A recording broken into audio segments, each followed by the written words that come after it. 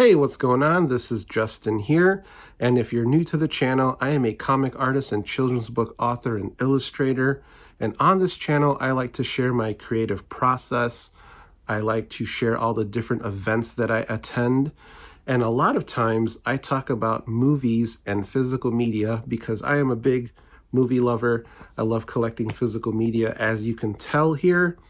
And I'm going to do a large pickups video for you right now. So I decided to do two pickups video, an end of the year and a halfway point. So it is the month of June, which is also my birthday month. And I want to show you all the things I've picked up. And it's surprisingly a lot of boutique stuff. It's a boutique bonanza. But there's also some other things. They were doing like a spring cleaning at some of these libraries where they'll do like a huge sale, 50-cent books, 25-cent children's books, and then sometimes they'll do $1 movies, $2 Blu-rays. And I like to go to those to see if I can find something interesting, not for resale purposes, just to watch and probably put in the dump bin. I do have like a dump bin back here behind the couch. That was a big summer project I did one year. I can link that in the comments below. Let's talk about 6 months worth of pickups and movies, starting with this brown bag.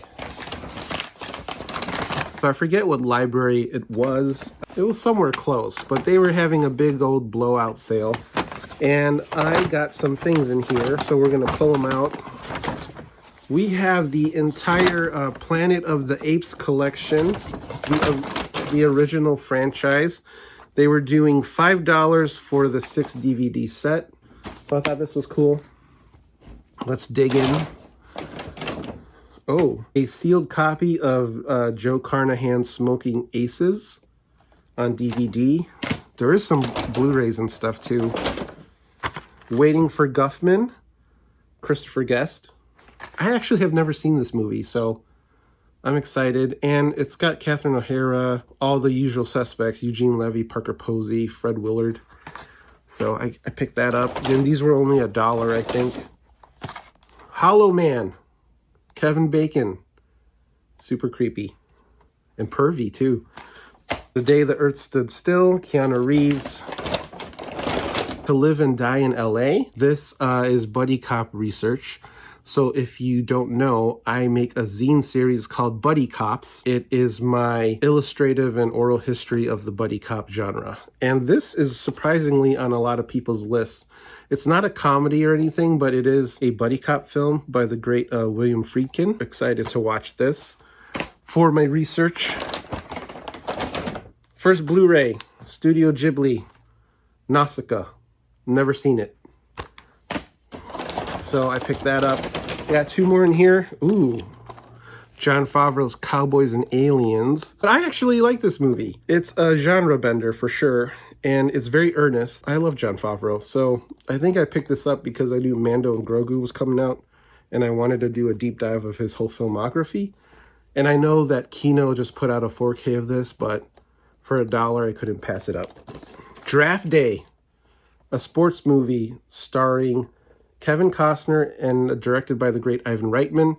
I've not seen this movie, but it has Chadwick Boseman in it, and I want to collect all the Chadwick Boseman movies that I can because he was a great actor, and I think he's got a small part in this. And then lastly, The Marine, because this is the first time that John Cena and Robert Patrick worked together, and then later on, they would do great things in the Peacemaker series.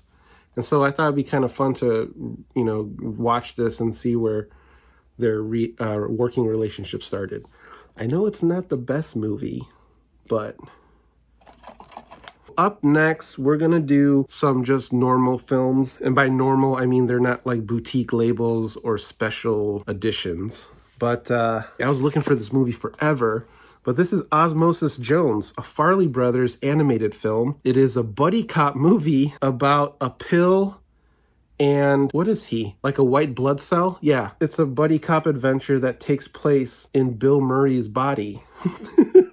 It's so random, but this is going to be a future entry into a buddy cops volume. I wish they would re-release this in like some kind of HD format. I got this for my birthday.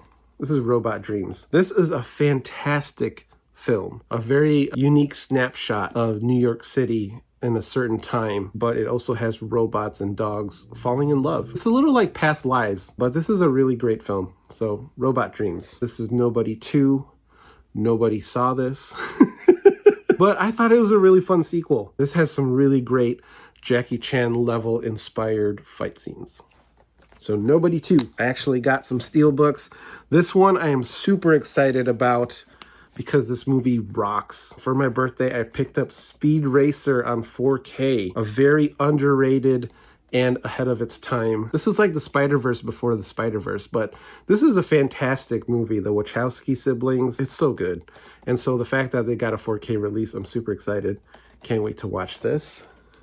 Another, probably on my top 10 of the year, we got the Bone Temple, Nia DaCosta sequel to 28 Years Later. And I wish more people saw this because it's fantastic. So this is a good one. Predator Badlands. I mean, this is like one of the best sequels, one of the best Predator movies. So got that on a steelbook.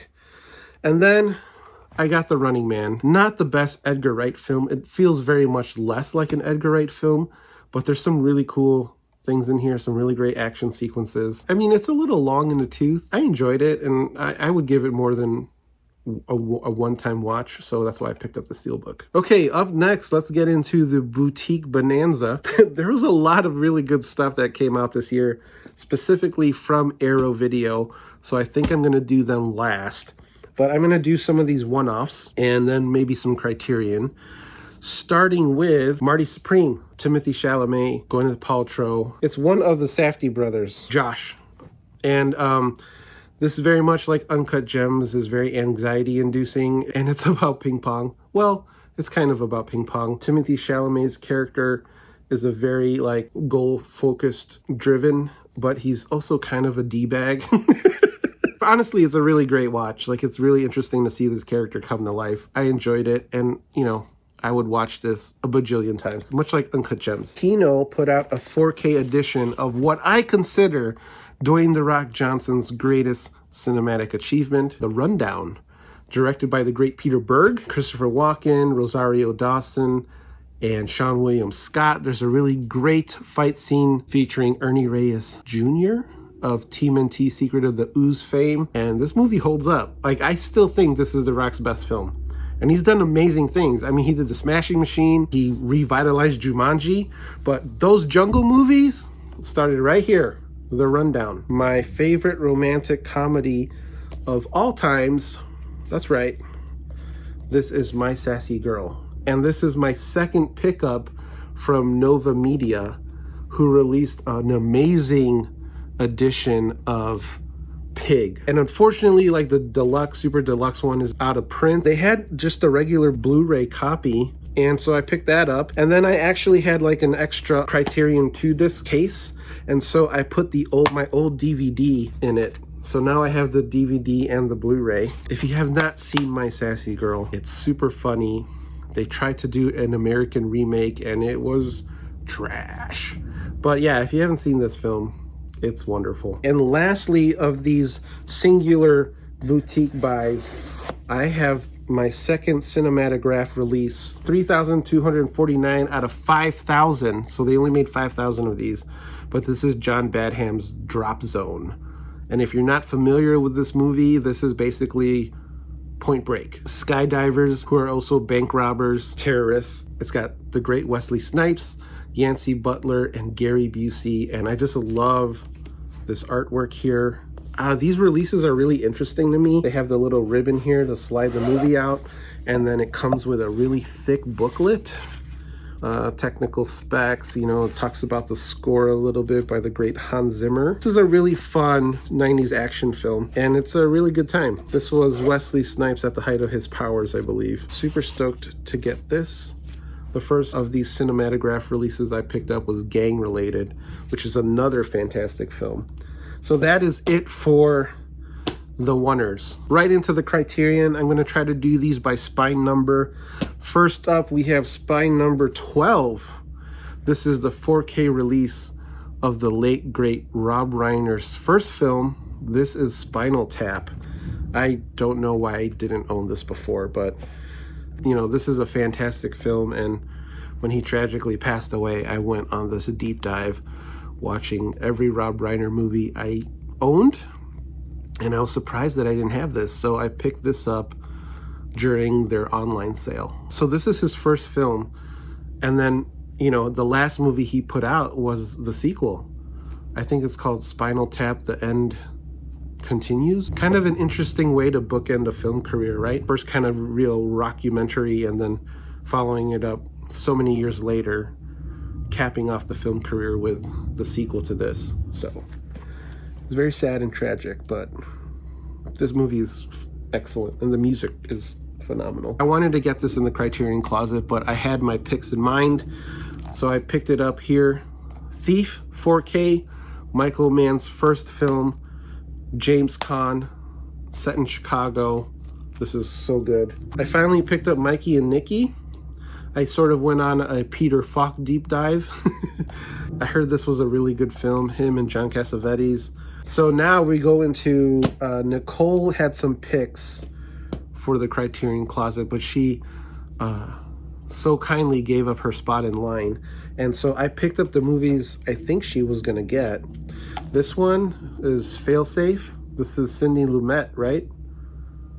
Yes, this was on her list. She sounded really intrigued by it. And it's kind of like a political thriller. And then we go with Stephen Frears and The Grifters. I've heard good things about this. John Cusack, Annette Bening, and Angelica Houston. So a con man type of movie. Now this was one of these library finds. I couldn't believe it, so I had to pick it up. It's a DVD copy of The Triangle of Sadness. This was like on the best picture list of the year that it came out. What is this, 2022? And I never watched it, so now I get to watch this. Come on.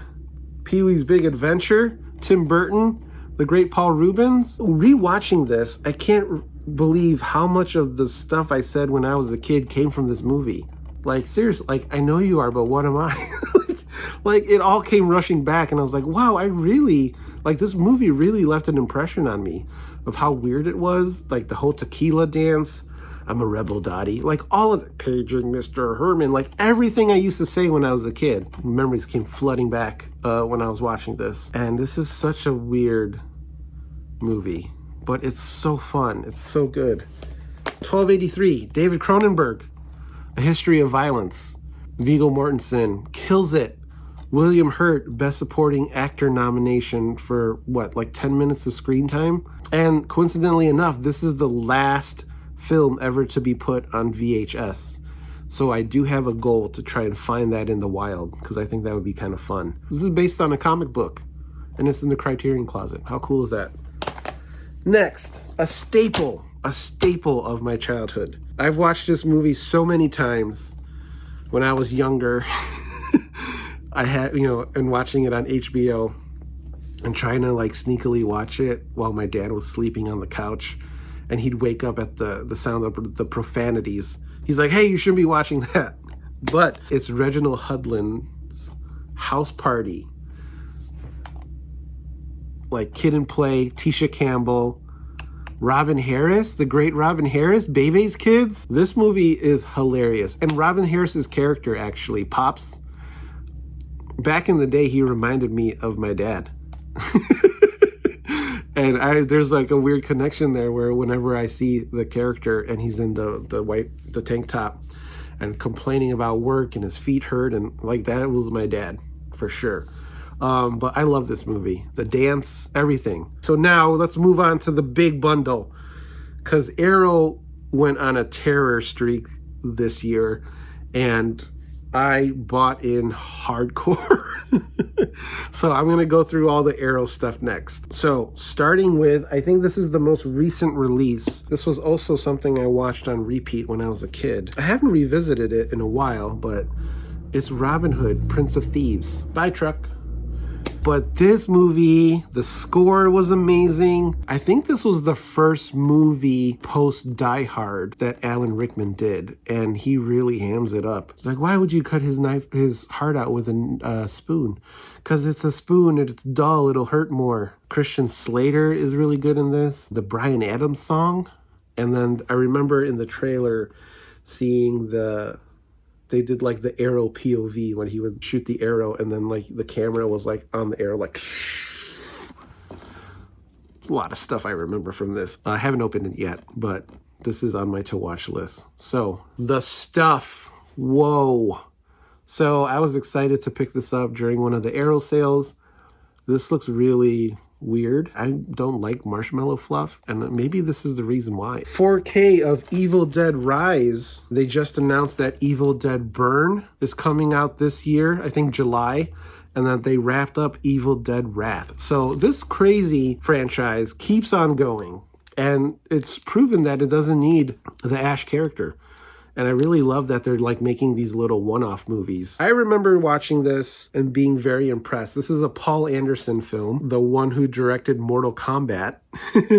But this is Soldier. This is a cool movie. This also had Gary Busey and Jason Scott Lee. I think this was his post-Dragon role. But yeah, this is like Kurt Russell. He doesn't say much, but it's like a really good action film, sci-fi action film. Next. Like, I'm telling you, Arrow is putting out some crazy stuff. Like this? Snakes on a Plane? What?